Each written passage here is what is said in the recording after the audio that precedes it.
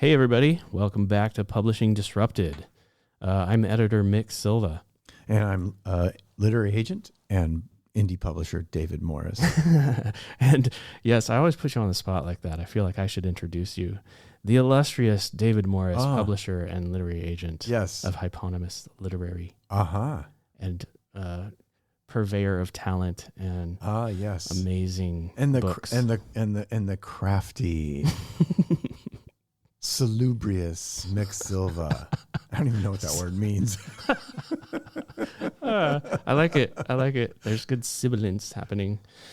So anyway, what are we doing here? We're talking about publishing, exploring the ways. What do we say? Book publishing is changing. Yeah, we are in the present. That's for sure. We're in the present. I hope you are too. We do not come with notes. We don't read stuff on our podcast. We generally don't read stuff. I mean, I read the intro usually, just to get me on track. But I was telling you before we started, like I need guardrails. Guardrails help keep me on the point. We were talking about this before. This is a podcast about two publishing professionals trying to work out what's going on in publishing, and it's like writing.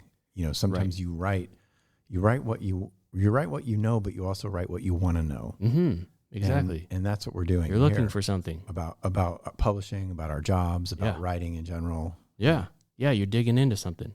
Yeah. It's difficult because I think when you get on a podcast, you think you need to know what you're going to say, and you have to have, obviously we have some topics that we want to explore, but or a format at least. Our 5 points on how to because people will stop listening. Successful. Yeah, exactly. On how to stop being tempted about listening to Tony Robbins.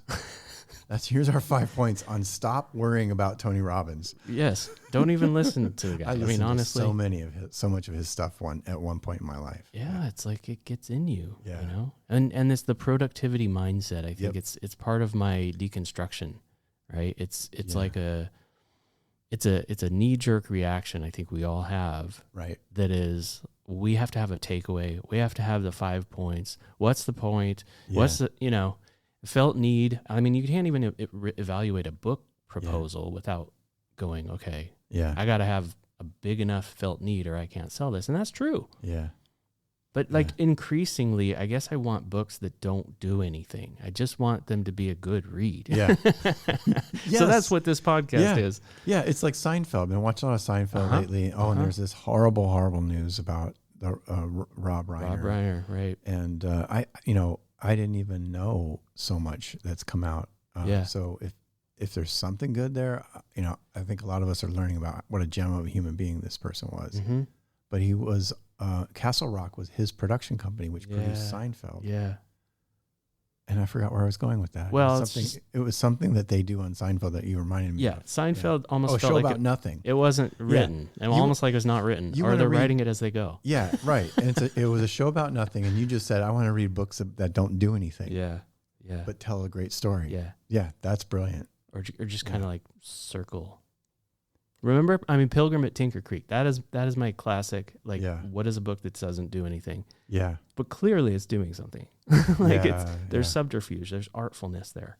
Yeah. And it's not drawing attention to its art. It's just saying, here's what you can learn by walking around a pond, and looking at the bugs and the plants and having thoughts about God or life or whatever.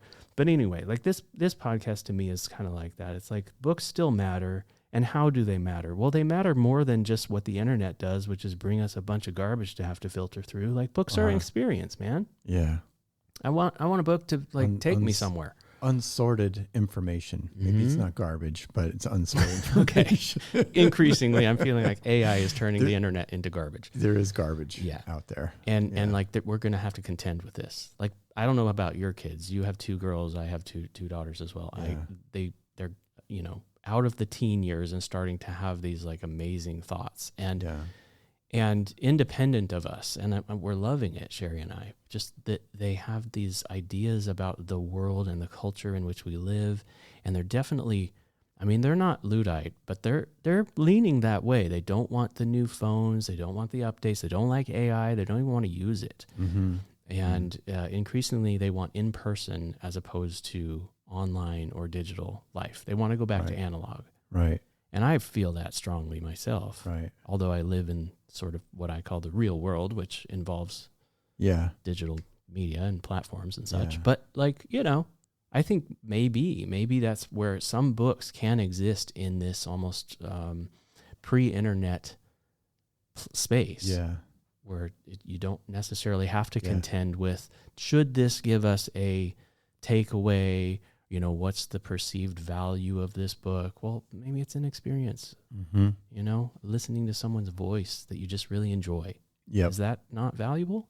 And that's the sort of allure of digital technology, is that you can get to the outcome of that 5-point takeaway, 5-point thing with its takeaway. Yeah. And you can get there faster and more powerfully. Yeah. It's sort of like people talk in the book business a lot about SEO and keywords. And I've found that it only goes so far, and it's not as easy as you think, and it doesn't happen as frequently as you want, even though you might hear some success stories. Yeah. Even if you're using it in an expert manner.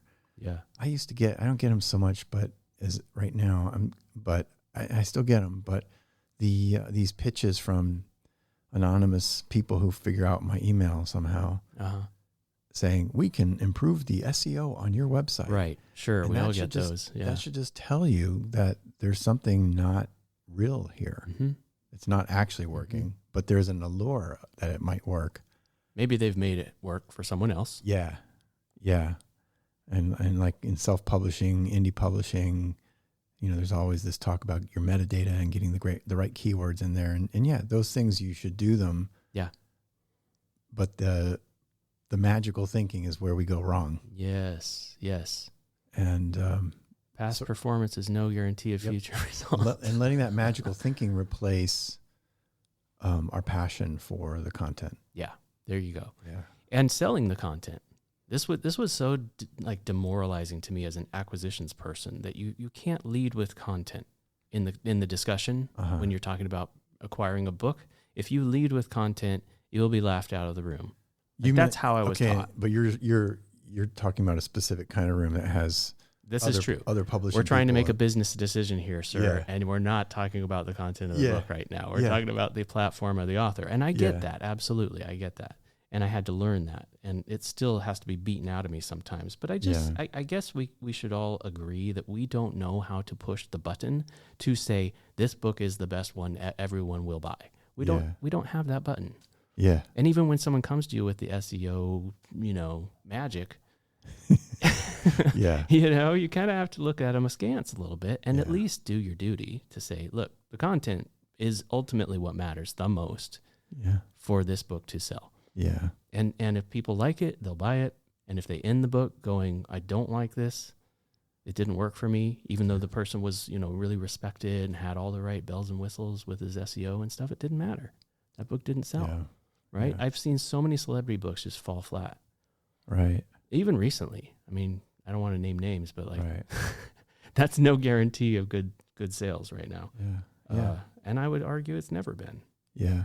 And yet this is the shorthand that a lot of people in the industry will use and will hold over the head of people without platforms to say, we can't do that book because you just don't have enough going for you. Yeah. Now, I get that argument, and we're businessmen, and we have to work with people who do have some sort of, following, whether that's online or in person or hopefully a mixture of both, that they do some speaking and such. I mean, this is nonfiction. I'm speaking primarily to, but even fiction authors increasingly have to have some sort of a network that they can draw on. Yep. So, it's a both and kind of situation, I guess I'm saying. Yeah. And before we started, I was talking about last time where I used some colorful language to talk about breaking out of the box. And how difficult it can be. And I have felt this sort of, unrest my whole career of trying to break out of the boxes that, are basically assumptions that a lot of publishing folks have about the industry. For good reason, obviously, they're established, respected individuals in the industry who have, particular views about how it works and, what you can and can't do. But I would just argue that so many times the bestsellers are anomalous, and you can't point to one thing that made that book sell, whether it was a great cover or great SEO or a great marketing campaign or whatever it was. Yeah. Some friend endorsed it. It was high up at CBS or something. And then it takes on a life of its own. That's what happens. That's what happens in book publishing. It gets its break one way or another. Some break happens. And then it starts to be self-fulfilling. Mm-hmm. Like, have you read this book? No, I haven't read this book. I love it when a book has been out for a while. Yeah. And then suddenly it catches on for some reason because that break happened. Yeah. And you're like, well, what happened? Yeah. Well, you don't know because something. There's usually something that did happen. Something happened. What's hard is to put your finger on it. Right. Yeah. Even the people who are close to the book may not even quite fully realize it. You'll ask 5 people who are really close to the book. They worked on it, including the author, maybe the editor, maybe the marketer, and you ask them what got this book to work. And sometimes they'll know. Sometimes they'll each say something different. All have different answers. Yeah. I love that. I love it. It's so confirming to me. It's like validating that I'm like, you know what? All of you are looking for like things further down the line than this author had an amazing idea that they executed well. Yeah. You know? Yeah. And I think it starts there and sometimes ends there. Like it was a good book that it found its niche. It found its audience. Yeah. And I guess as I think about being a former professional, industry professional, now trying to find my way in the indie market, that just serves. That's a really good story to be able to say, there's so many books that have done way better than they should have. Let's look at those. Correct. Why did they do better? Right. Well, the one thing I think you can say about all of them is they were written by very informed authors who knew what they were doing. And I mean, fiction and nonfiction, we can, talk about. There's differences there. Yeah. But like a powerful execution. So you're saying they did better on an idea than they should have, meaning they did better than they should have because they didn't have the great SEO and the great publicity. Expectations may have been low. Or the great, right. Yeah. Right. They outperformed for whatever expectations. Reason. Mm-hmm. Yeah. And then they sold, surprisingly well. And, you'll find that in self-publishing all the time. And then some bigger publisher or agent will come along and say, how'd you do that? Yeah. Well, they're going to point at a lot of the things that they did, whether that's with SEO or in-person, promotions that they did, some sort of crowdfunding. But at the end of the day, the content ultimately grabbed people. And by the time those people stopped reading the book and finished, they wanted to share it. Yeah. And that word of mouth helped sell that book. Right. And I'm not trying to crack the code. I'm just trying to help authors hold on to that hope to say, look, your idea and the way you execute it, the method in which you share it that is unique to you, your voice or your compelling data that supports your points, whatever, that matters. Yeah. And how you write your book is ultimately the most important part. I wonder too, it makes me think about how everybody complains there's too many books, especially with all the indie publishing going on, but there was too many books before indie publishing blew up like it has. Yeah. And I mean, especially in the industry we came from, there's a lot of books that are very similar. Over-publishing, similar to each other. I mean, the pressure that comes on to an author and the people close to an author to try to publish, to do follow-up books to a successful book is really immense. Yep. But I won't get into that.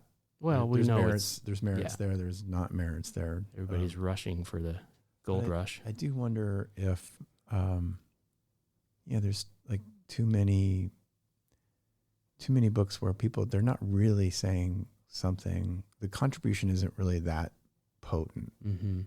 It's not really that rich, and it might not even need to be original because newsflash authors. Sure. No, you think you're the first one to say something? Don't hear me saying that you have to have an original. We can find other people who said the same thing. Yeah, and are saying not it about right now. Originality necessarily. Yeah, that's just one of my little bugaboos. No, it is. It is nice to see some books that do feel original, obviously, and I would argue the ones that do well do feel that way. Like it could be just a really craftily told story. Yes, which is something you don't know how to do unless you really have worked at it.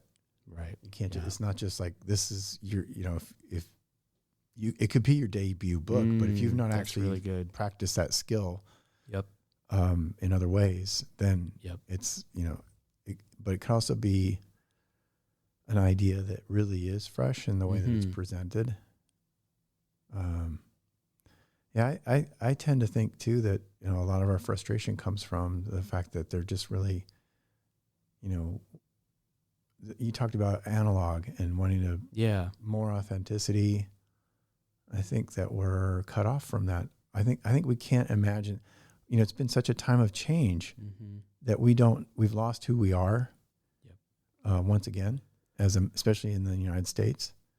And in such a time, it's hard to figure out, it's hard to imagine who we are and where we're going. And there's a lot of people saying some of the same things over and over again, or someone says something and then everybody follows that one thing. The Body Keeps the Score is one of those books where it's like, okay, that just started off a ginormous trend about using the word trauma. And I'm not knocking it necessarily, but it became a trend too. Yeah. Just like remember the John Bradshaw Codependent Day. Right. And we could come up with others like that. Oh yeah. Right. Where, especially in the field of psychology, there's always, symptoms are actually related to the time that you live within. People think psychology is science, but it's actually more than that. Yeah. Symptoms that you have now are related to the time that you live in. Yes. It's related to the kind of culture you have, the social pressures that are going on, and I think people understand that. They'll understand that, like, even physical illnesses happen because of social issues. That's right. And the way we think about those social issues. Certain physical symptoms might come of it. It's sort of like if you're it's like this issue where if you got like an injury and all of a sudden it creates another injury because you've been compensating for that injury. That's right. Yeah. How's your wife's shoulder, by the way? We're struggling with that very issue right now. Yeah. Yeah, she hurt her shoulder at work. Thank you for asking. Yeah. I think, that has been life altering for her. It has for us all. And then everybody around. I mean, it's a great illustration of what you're talking about. Yeah. But yeah, I love this because it goes deep, and it's where I think authors don't get a lot of instruction, at least new authors. They're trying to navigate this all on their own and try and figure out, is my idea new and fresh enough? Should I invest in this? The amount of work that it's going to take. Right. And that's always a personal decision. Yeah. And I always sort of default to the advice that, like, if you can't not do it, like if you're going to do it anyway, then you've got something. Like if it didn't matter if anyone read this, you're probably in good territory. Go ahead and follow that. Yeah. Now, it doesn't mean that necessarily that's going to turn into a book that you're going to publish, but I would say, most of the time you're going to find something pretty rich there. Yeah. And it's going to be fairly unique. You're going to be learning something. I do get back off into cultivating a writer's life. I think that's a key thing. There's too many books coming out by people who don't practice writing as a regular discipline. Yeah. And it's sort of like the medium itself, dictates, like, you might be somebody with a lot of great content, but should you really put it in a book? Right. Maybe you should just be out speaking and not put it in a book, even though the book might make sense. It might add to your goals. It might be another way for people to get your content. Right. But it might not actually be a good book. Do you really want to write a book? Yeah. Yeah. And I'm having that conversation with a lot of people. People with means, whether they're a pastor or a businessman or something, or even, doctors and lawyers and psychologists and people who come from different, industries. And then they're trying to write a book, could they hire somebody? Because that's probably a better, it's going to be a better book. Right. You might bring the topic, but the writing ability, I feel like trying to navigate this industry without actually being someone in it and being a writer at least would be really difficult. Yeah.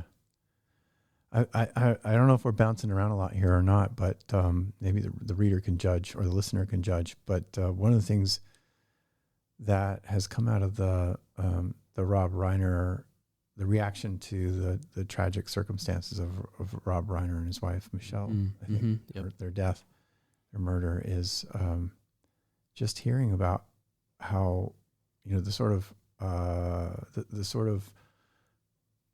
complexion of Reiner's work. Yeah. And one clip I saw was of Leslie Stahl from 60 Minutes interviewing Reiner however many years ago. Yeah. And he talked about how when he was, I think he said 17, he was on the set of a play, I think, in a theater.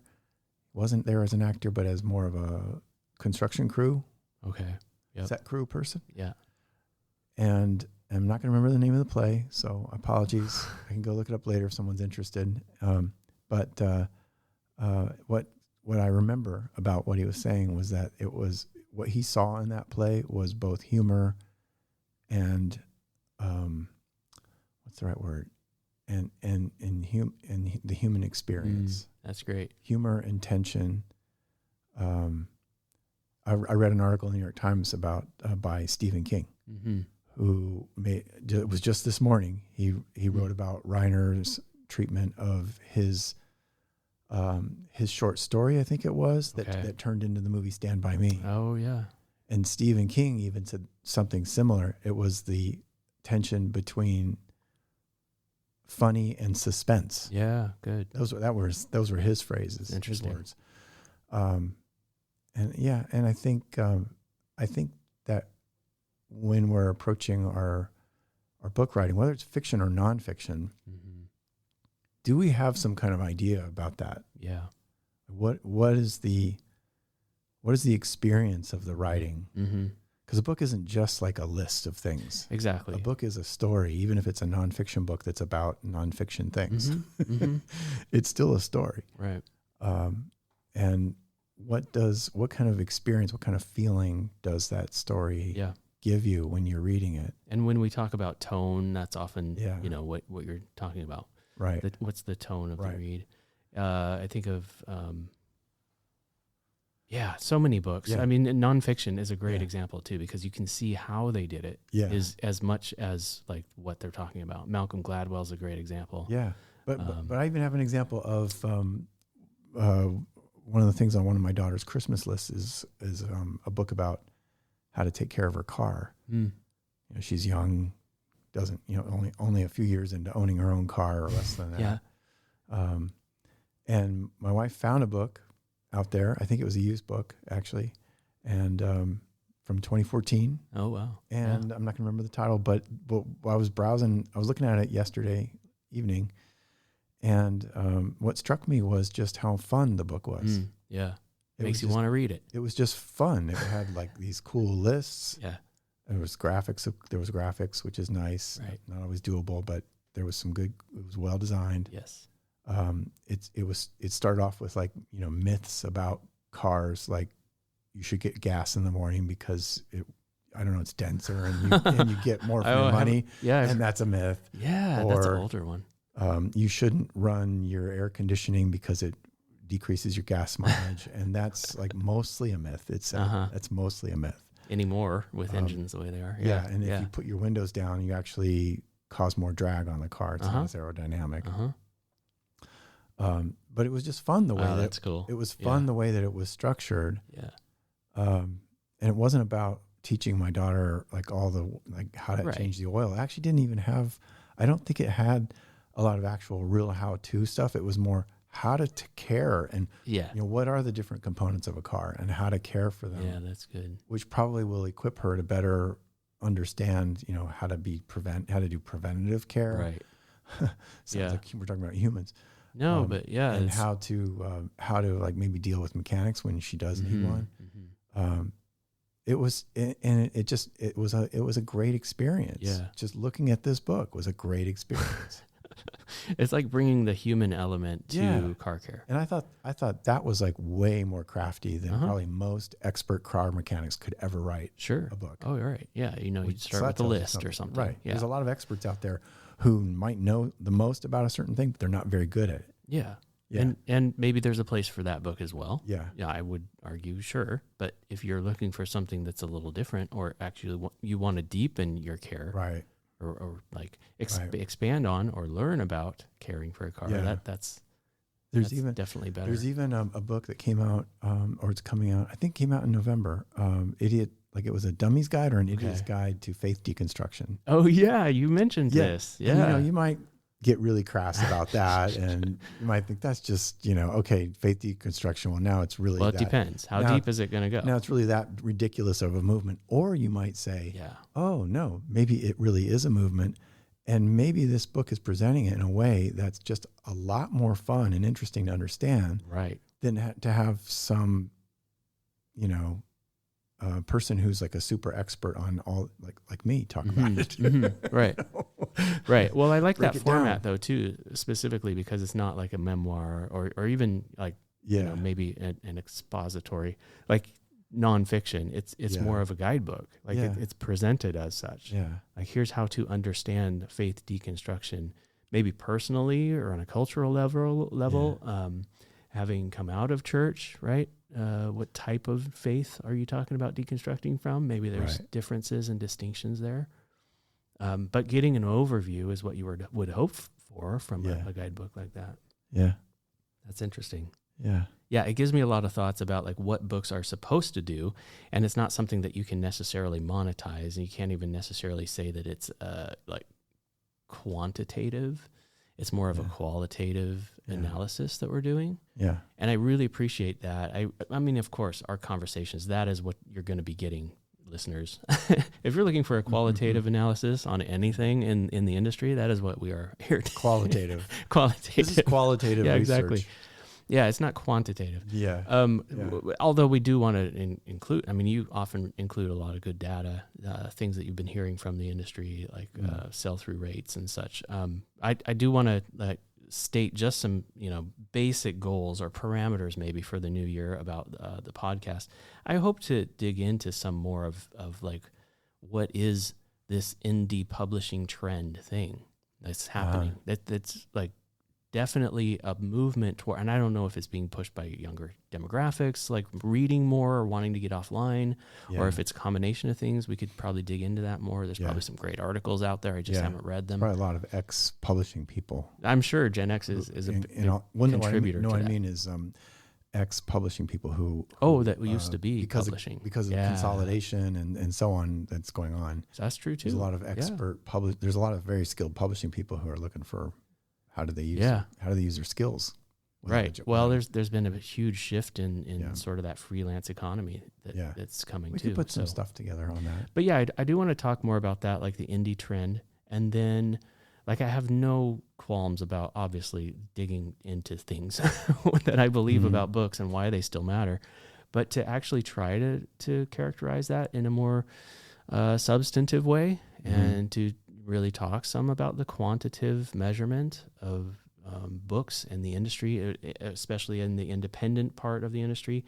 I wanted to say too, after last week's episode, or a couple weeks ago now, if you listen to it, Getting Out of the Box, like I think that there's some frustration, right, that both of us feel. I think that's pretty evident to anyone listening about the traditional industry and the way it operates still. But it's not fair to say that I guess, at least from my perspective, it's not fair to say that the industry does not serve certain authors, right? It is there to serve a particular, I guess, maybe larger platformed author. Right. That is what they're trying to do.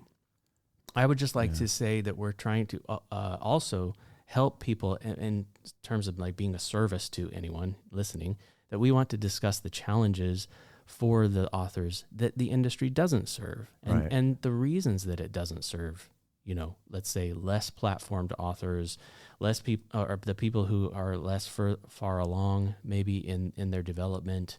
I think it's perfectly legitimate, just personally, to say that if you're a smaller author and you have published, let's say 1, 2, 3 books, and they are in a particular category, and a publisher comes along or an agent comes along and says, hey, you're doing pretty well. Let's see what we can do over here in the traditional industry with contracts and such. Absolutely, there's a place for that. I love that story because that says that this person knows what they're doing, and now they need to get out a little bit more widely or seek greater distribution or, whatever. That's totally fine. But I think what's often I'm seeing is people get chewed up because they're not ready to handle what ultimately the traditional market is set up to serve, which I would argue increasingly is the more platformed author. And the person who's willing to, let's say, make some concessions or compromise with, a contracting house to say, I'm going to give you the rights for this book, but I'm retaining all of these things. They got to have some presence of mind. They probably need an agent for the most part. I just don't see a lot of, authors being smart enough or I guess experienced enough is how I should say that. To navigate that without an agent. Publishers are not holding authors' hands. No, it's just not happening as much as they should. An editor is some really good publishers out there that are doing a good job of working together with their authors, but they're not. They're still working too much out of the contract and out of the transaction. Right. An editor is going to try to be, a facilitator of a good relationship there. I mean, obviously that's their role. Right. But ultimately it's an author relations role, and they serve the house. Yeah. And that is, my hands were tied with a lot of the authors that I had to work with. And I was trying to tell them one thing and do another sometimes. That was very difficult. And I think that's just increasingly the case. So I think what we're trying to do in the new year is help people kind of navigate that and understand what that costs them. Yeah. So starting out in the minor leagues might be more advantageous to you, even if you're not making as much money, up front. You don't get a contract that gives you some money up front. It might be better for you to learn and grow organically in the independent market, as you build your rapport with people. Anyway, that's one goal. And I think just sort of top level discussions, we could talk more about, like we had that Walrus interview or article. Oh, right? yes. That was a good like fodder for our discussion. Yep. I wanted to share more books. Yep. I actually read less this year. I'm not sure why. Oh, but you track it? yeah, I do. I try to write down the books that I at least either listen to or read. Yeah. I listened to a lot more than That's I read good. this year. I like that, writing it down. I was doing the Goodreads tracking method, and it was just like it's too much. Yeah, it feels like work. It does, because it's kind of like, well, now I got to like go in. Although and I do want to log in. review the books. I do want to help the author by saying. I do too, but that means I got to like. There's work to that. Every time I use, like, how many things do we need to use technology to organize our lives? It's like, after a while, it's like. I know. How many logins do I have now? Yeah. What would you do without a password manager? Yeah. It's I know. Nuts. I got no more passwords in me. I can't change my password anymore, Apple. Okay. No, but sharing the books that we love. I think that's a huge area that we just need to do better in. And to take some time to like share what we love. I think we should have some guests. We're gonna have some guests. That. I think we'll have some guests who are disrupting things. Yes. I think we could find some of those for sure. We talked about one before we started recording. Some folks who are definitely disrupting. They're examples of what's different in the industry now. How they've been doing it, what their thoughts are. I'd love to get like a series fiction indie author on. Yeah. We need some fiction folks. And there's some who have been wildly successful. I don't know if they'll want to deign to. I mean, we could tell them we have 6 listeners. So that would probably entice them. But we might be able to find some like that. Okay. I know some, and I know people who know people. Oh, we all, like that. We all do. Yeah, I mean, we can get. I would love to talk to agents. I'd love to talk to other editors. Other indie publishers as well, maybe. So I was talking to an author yesterday who very much grew up within religion, very, very much if you had to say there's a normal Christian out there, this is a normal Christian. Oh, nice. Those are good to know. I know, depending on who you are listening, we would all define that differently. What is normal? Yeah, but just seems very, very, very down to earth, very mainstream, one way or another. But was just shocked in their interfaces with the larger, particularly evangelical world, the larger religious publishing world that is very evangelically defined. Okay, right, yeah, and just proactively being told, well, you just be sure you don't put this in the book. Mm-hmm. Or, hey, this book is something that I'd like to put out there. What do you think? Well, it has this in it. Like, you know, has that questionable content? Yeah. Is that what we're talking about? Okay. Yeah. And that to me is, I don't know if that person's disrupting things necessarily, but they're on a path of trying to find where's the disruption where I can actually be who I am. Right. Yeah.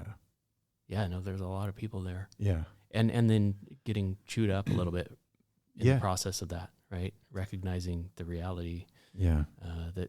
Christian publishing in particular, I think there's a tendency that I have to sort of morph, or at least condense artificially Christian publishing and general market publishing. Those are still very different industries. I would say they're almost entirely not conflated. Yeah. But there's some I guess you'd see the same things happening in both, because both are going to tell you at the end of the day they're businesses and they're trying to make money. Yeah. That's the point of what they do. And the Christian one is a little bit more difficult because they're also trying to have content standards that they have a list of things you can't say in their books. So dear listener, we've got some great things coming. We don't even know what they are, but we don't even know. We promise, we're just going to explore. They promise of great things. Yeah. Before we end, I'd love to. Can I talk about this book? I want to share a book, and you share a book. Okay. Well, this to me is an example of, like, we talked about craving weird and doing doing what you want to do. Yeah. In publishing, following your bliss, following something that's exciting to you. Right.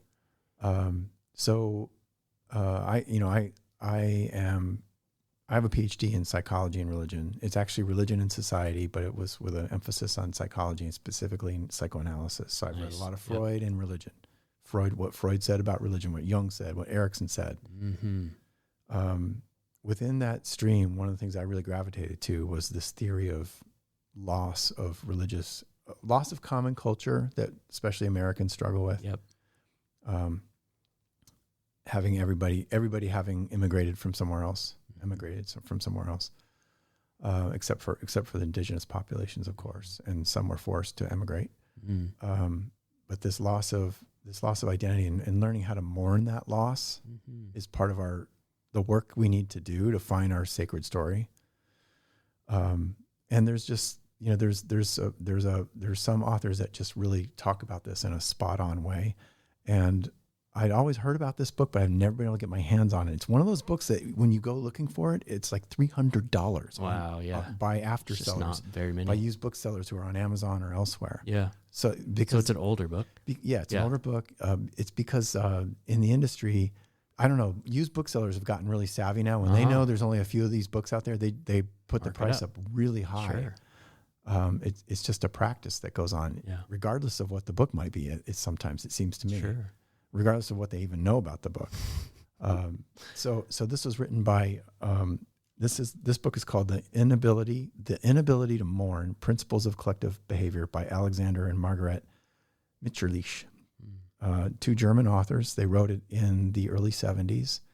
And it's basically, it has a foreword by Robert J. Lifton, historian and psychoanalyst out of John Jay College. He's been around a long time, wrote about psychology of totalism, and he wrote The Broken Connection, how do we psychologically process the bomb. This is a book he wrote when the bomb was more on our minds, and it still should be. But this book, it's interesting. I mean, I won't get into it too much. I'll just say it helps to contextualize why a nation and a people like the Germans could become susceptible to someone to an authoritarian dictator. Wow. And just beastly behavior. Yep. How are they able to look the other way? It's super relevant for the time that we live in right now. Yeah, it's absolutely just incredibly relevant, and it goes into all the. What's interesting here is these authors talk in a psychosocial way. Mm-hmm. It's not just psychological theory; it's also social theory. It's how we behave as groups. Exactly, and that's really fascinating. The writing is just so splendid. Mm-hmm. And what's also interesting is, and I know some German, the translation is amazing. I love that you know that. Yeah. Yeah. So what I'm trying to do, I'm an independent book publisher, right? Yeah. This book's hard to find. Yeah. I contacted the original publisher, Nice, who's in Germany. Right. They gave me the name and address of the heir of these authors. Wow. Who lives in Switzerland. Yeah. And I'm working on trying to track that person down. They gave me an address, but not an email address. Yeah. Okay. I'm trying to find the person who wrote the beautiful translation. She's named in the book. Nice. Okay. And I think I've found a descendant that I'm going to track down. So I'm trying to get the rights to an English language translation, English language rights to publish the book with a translation. Yeah. You have to do both things when you bring a book from another publisher in a different language. Right. And then make it available for $20. That'd be awesome. And see if I can get it to sell. People need to know about it. And because I know I want this book. I got this actually from the Grand Rapids Public Library. It was in their like back room. Right. Yeah. Not on the Rare front book shelves. stacks. Yeah. Yeah. They got it for me very quickly, very easily. Nice. I couldn't believe it. Yeah. It's a good library. Yeah. We've got a great system here. And so now I finished reading all 320 pages. Yeah. And it was good. It meandered here and there. We need some excerpts. Yeah. Yeah. Like maybe you could share some at some point. It said some stuff about Jesus, honestly. Yeah. It said some things. It was pretty interesting. That's awesome. The way it talks about Christians. It talks about, and Freud, by the way, he could see what was going on with religion in the United States. No, he could see it. He was like, I can't stand what's going on there with religion. He was aware. Yeah. We in America, like we think we've got like this, this is just our water, but other people can see, and people have been seeing it for decades about how weird we are about religion. So anyway, it's just cool. I mean, who knows if this is a good idea? Well, worth my time. At least I've got a lot of the things I should be doing. It's something you do anyway, right? It's good for conversation. Yeah. It's something you're interested in. It's following your bliss. There are also a lot of these books. Now I'm going on too long. There's all these books that missed the digital revolution. Yeah. And so a lot of publishers, when ebooks kicked in, maybe 2009, really kicked in. A lot of publishers went to their backlists of their best books, and converted them to ebooks. And even fewer went back and converted them to print-on-demand books so that they could always be available. Yeah. So there's a lot of really good books published up through that time that have just gotten lost to history. Sure. Yeah. Lost to publishing history, lost to the distribution history. Because their sales didn't merit necessarily republishing. Yeah, or the staff had turned over so much and they didn't even know the books they have. Right. We had that issue where we used to work. I would be going around. I would look at some of our backlists like, we've got a book by Rosa Parks at Zondervan. Right. I would find those all the time. And I pulled it out and like, all right, we're updating this sucker, and we did. Yeah. And it was a little pet project, but that's cool. So anyway. You can tell how animated I am. No, you get excited, and I need to honor that, and I need to do this. You're a book person. Book people get excited about books, and especially rare books that are like right up their alley. And when you find one, it's like, and I had that with Donald Sloat's book. You remember I mentioned it. It was about like the dangers of growing up in a Christian home, which was actually acquired by my first boss at Focus on the Family. When he was at Thomas Nelson. Yeah, so I got to talk to him. Is that out of print? It's out of print. Do you know the heirs? Get this too. He lived in Grand Rapids and he worked at Pinecrest for a while. So I know the daughters. Yeah, they've republished it, and their family just put it out through Nelson, I think. Oh, okay. I'm not sure if the rights are reverted now, but I'd love to if they're listening. Like I'd love to republish those books because they need to be out there, because this was going on way before I even came on the scene. Yeah, but I think this is like disruptive behavior. Yeah, I think this is, and it's because it's getting on the ground with things. Right. And I want to start a conversation about these things. It feels good to do it. And I know no one even cares. Well, sure. This book, I mean, some people do. But probably some people they don't know that they care. And they don't know that they care yet. But what you're pointing out about authoritarianism, and it's in the water here in this is America. So anti-mass culture, what I'm doing right now. And there's a lot of reasons why I might give up and forget to do this, but I'm going to try. No, you won't. Now you've set it out there in the universe. You can help me work on my German. I mean, come on. It has to happen. Be fun. Yeah. Well, my book, very quickly, with my favorite book I was listening I went on to. Too long. No, it's all right. Listening to on my run was Slaughterhouse-5, just because I'd never actually read it. I had known about it by Kurt Vonnegut. Yeah. Yep, one of my favorite authors. Cat's Cradle, and I mean other like short stories, and seeing him teach on writing. He's got One Flew Over the Cuckoo's Nest too. No, I think that was someone else. Sorry. Yeah, but anyway, like around that era, so many of these great books. Slaughterhouse-5. Yeah. And the voice in it was what just grabbed me from the very first page. And it's so I listened to it on my runs. James Franco actually does the read. And it's so dispassionate and just like war weary. And Billy Pilgrim, if you've read the book, I mean, it's all about his basically break with reality. And after is post-trauma from the war, like making up this alien race. Actually, you don't even know if it's made up, because maybe he does actually get taken into space. But like you're led to believe that it's trauma-induced psychosis that then leads him to come up with the alien race, the Tralfamadorians. Oh, wow. They're from Tralfamador. Oh. It's amazing. I think I have a copy of that. And it's a short read, and it's got all this kind of like... I mean, the reality of war, like the post-traumatic syndrome before it was even called this, PTSD. Yeah. And it's probably even CPTSD, because it's about many different things in his life. And yet Billy Pilgrim is just such a wonderful character because you love him. You can't help but like the guy. Yeah. And he's not cynical, right? He still believes in the goodness of humanity. And he says, well, we just can't understand it. We don't understand why...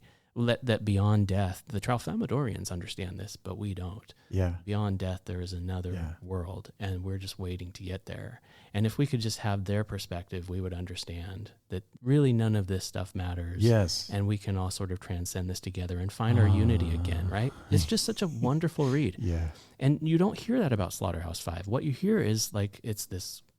Well, anyway, I won't go into that, but it's like liberal, you need to read it. Whining liberal. Read it for about, yourself. Yeah. Exactly. I had all of these wrong notions about that book, and when I actually read it myself, I'm like, oh my gosh, this book has been done such a disservice by people who have been talking about it for so long. Yeah. Some people who like it, sure, but like it's been critiqued for many years now. And anyway, go check that book out, especially with the audio by James Franco. I just think his voice is so great. Yeah. Anyway. All right. There you go. I got a novel in there, and you got a nonfiction. So we're bringing 2025 to a close, and we will see you all. Yep. Season 1's over. We'll start season 2 on the flip side. Next year. Yeah. Okay. Happy holidays, everybody, and we'll catch you again later. Thank you.